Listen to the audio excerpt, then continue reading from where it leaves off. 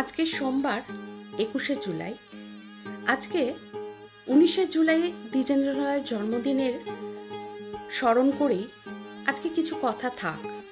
ওনার শব্দতেই, ওনার চোখের দৃষ্টি দিয়ে আমাদের নিজেদের দেশকে এত সুন্দর করে বর্ণনা মনায় খুব কম লোকই, খুব কম কবির কলমেই বেরিয়েছে।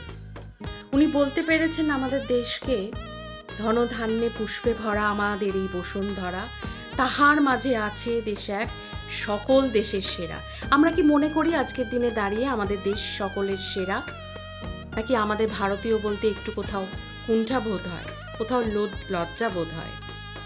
উনি বলেছেন, স্বপ্ন দিয়ে তৈরি সেজে স্মৃতি দিয়ে ঘেরা এমন দেশটি কোথাও খুঁজে পাবে না কো তুমি, সকল দেশে রানী সেজে আমার জন্মভূমি।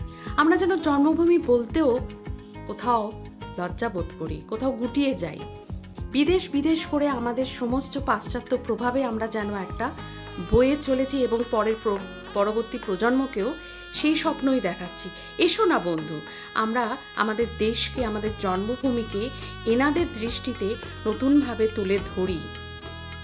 আমাদের দেশ সকল দেশের রানী, সে আমার জন্মভূমি, এই কথাটা বারবার পরবর্তী প্রজন্মকে বলা দরকার, বোঝানো দরকার। এইভাবেই আমরা কবিদের হাত ধরে নতুন প্রজন্মকে দেশের কথা বলি, আবার কবির কথাও বলি। এইভাবেই রইল আজকে এজলেস উইজডমের তরফ থেকে দ্বিজেন্দ্রলাল রায় জন্মদিন উপলক্ষে ছোট্ট নিবেদন।